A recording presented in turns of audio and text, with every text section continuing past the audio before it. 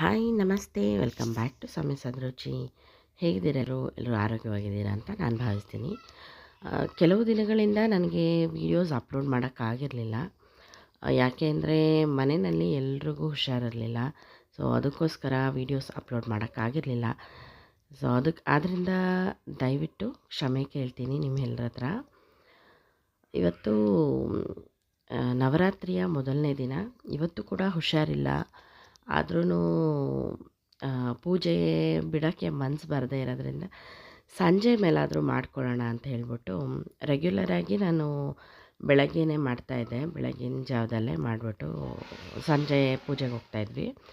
But ಈ ಸರ್ತಿ ನನಗಾಗಲಿಲ್ಲ. ಆದ್ದರಿಂದ ಸಂಜೆನೇ ಪೂಜೆ ಮಾಡ್ಕೋತಾ ಇದ್ದೀನಿ. ಮನೇಲಿ ಮಕ್ಕಳಿಗೆ ಕೂಡ ಹುಷಾರಿಲ್ಲ. ಮೊದಲು ತಿಲಕ್ಕಿಗೆ ಹುಷಾರಿಲ್ಲದೆ ಆಯಿತು. ಆಮೇಲೆ 1 ಬೈ 1 ಎಲ್ಲರೂ ಮಲಗಿಬಿಟ್ವಿ. ಆದ್ದರಿಂದ ಸ್ವಲ್ಪ ವೀಡಿಯೋಸ್ ಎಲ್ಲ ಲೇಟ್ ಆಗಿದೆ. ದಯವಿಟ್ಟು ಕ್ಷಮೆ ಇರಲಿ. ಇವತ್ತು ನವರಾತ್ರಿ ಮೊದಲನೇ ದಿನ. ಶೈಲಪುತ್ರಿ ದೇವಿಯ ಆರಾಧನೆ ಮಾಡ್ತೀವಿ. ಇವತ್ತು ಪೂಜೆನ ಯಾವ ರೀತಿ ನಾನು ನಮ್ಮ ಮನೆಯಲ್ಲಿ ಆಚರಣೆ ಮಾಡಿದೆ ಅಂತ ನಾನು ನಿಮ್ಮ ಜೊತೆ ಇವತ್ತು ಶೇರ್ ಮಾಡ್ತಾಯಿದ್ದೀನಿ. ಇವತ್ತು ಕಳಶ ಸ್ಥಾಪನೆ ಮಾಡಬೇಕು ಅಲ್ವಾ. ಇವತ್ತು ಕಳಶ ಸ್ಥಾಪನೆ ಮಾಡಿ ಬಾಗಿಲು ಪೂಜೆ, ಹೊಸಲು ಪೂಜೆ ನಮ್ಮಲ್ಲಿ ತುಂಬ ವಿಶೇಷವಾಗಿ ಮಾಡ್ತೀವಿ.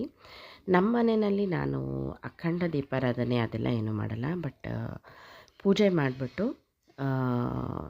ದೇವಿ ಮಹಾತ್ಮೆ ಬುಕ್ ಇರುತ್ತಲ್ಲ, ಅದನ್ನು ಓದೋದು ನಮ್ಮ ಮನೆಯಲ್ಲಿ ರೂಢಿ. ಈ 10 ದಿನವೂ ಪೂಜೆ ಮಾಡಿಬಿಟ್ಟು 10ನೇ ದಿವಸಕ್ಕೆ ಮತ್ತೆ ಕಳಶನ ಕದಲಿಸಿ ಪೂಜೆ ಮಾಡೋದು. ನಮ್ಮ ಮನೆಯಲ್ಲಿ ಅಮ್ಮ ಇದೇ ರೀತಿ ಮಾಡ್ಕೊಂಡು ಬಂದಿದ್ದರು. ದಿನ ಒಂದೊಂದು ಬೊಟ್ಟನ್ನು ಹೊಸ್ಲ ಹತ್ರ ಇಟ್ಕೊಂಡು ಹೋಗೋದು. ಇದು ಹೊಸ್ಲು ಪೂಜೆ ಇದರಲ್ಲಿ ಮೀನು. ಮೊದಲು ಗೊಂಬೆ ಎಲ್ಲ ಕೂರಿಸ್ತಾಯಿದ್ರಂತೆ.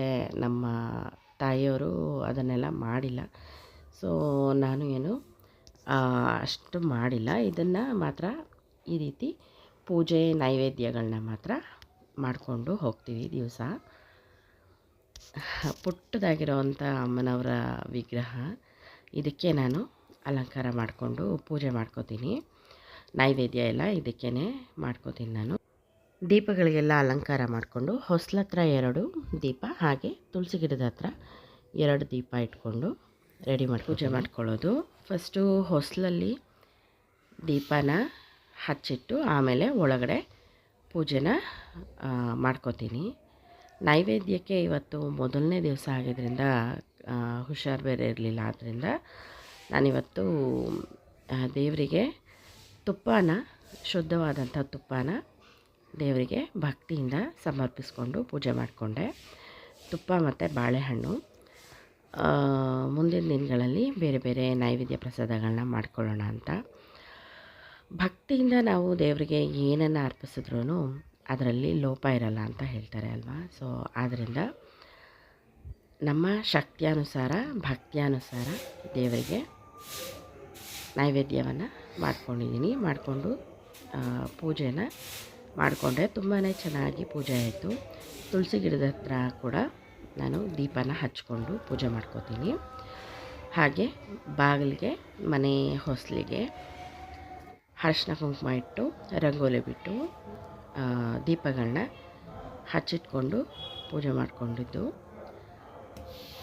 ನೋಡಿ. ಅಲ್ಲಿ ಒಂದೊಂದೇ ಬೊಟ್ಟುಗಳನ್ನ ದಿನೇ ಒಂದೊಂದನ್ನು ಹೆಚ್ಚಿಸ್ಕೊಂಡು ಹೋಗೋದು. ತುಂಬಾ ಸಿಂಪಲ್ಲಾಗಿ ಈ ರೀತಿ ಆರಾಮಾಗಿ ಯಾರು ಬೇಕಾದರೂ ಪೂಜೆ ಮಾಡ್ಕೋಬೋದು, ತೊಂದರೆ ಇಲ್ಲ.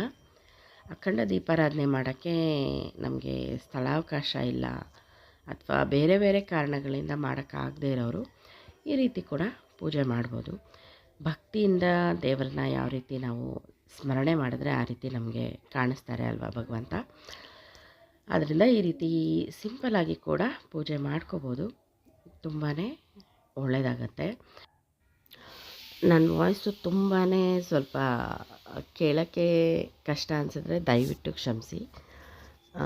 ಏನು ಮಾಡೋದು, ಸ್ವಲ್ಪ ಹಂಗೆ ಆಗೋಗ್ಬಿಟ್ಟಿದೆ ವಾಯ್ಸು ನಂದು. ಹುಷಾರಿರಲಿಲ್ವಲ್ಲ. ಸೊ ಆದ್ದರಿಂದ ಹಣ್ಣು ಮತ್ತು ತುಪ್ಪ ಇಟ್ಬಿಟ್ಟು ನಾನು ಇವತ್ತು ಪೂಜೆನ ಮಾಡಿಕೊಂಡೆ.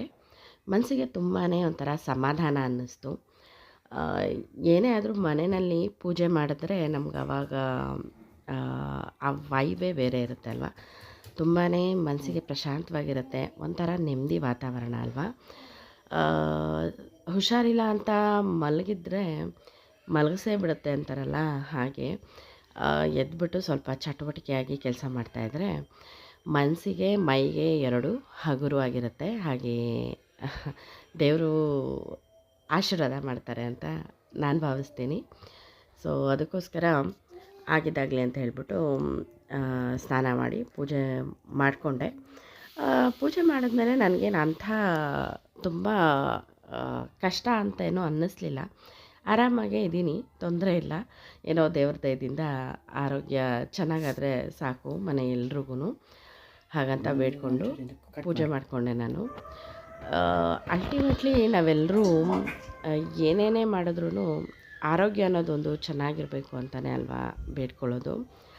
ನಾವು ಯಾವುದೇ ಎಷ್ಟೇ ವಸ್ತು, ಹಣ, ಸಂಪತ್ತು ಎಲ್ಲವನ್ನೂ ಬಯಸಿದ್ರೂ ಕೂಡ ನಮಗೆ ಆರೋಗ್ಯ ಮೊದಲನೇ ಸ್ಥಾನದಲ್ಲೇ ಬರುತ್ತೆ ಅಲ್ವಾ.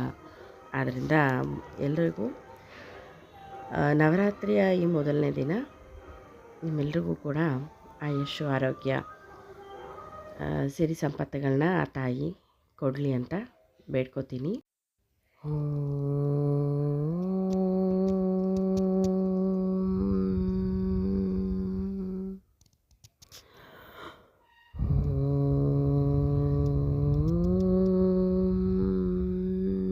ಹಾಗೆ ದೇವಸ್ಥಾನಕ್ಕೆ ಹೋಗಿ ದೇವಸ್ಥಾನದಲ್ಲಿ ಕೂಡ ಲಲಿತಾ ಸಹಸ್ರನಾಮ ಪಾರಾಯಣ ಮಾಡ್ಕೊಂಡು ಬಂದ್ವಿ, ಅರ್ಚನೆ ಎಲ್ಲ ಮಾಡ್ಕೊಂಡ್ವಿ.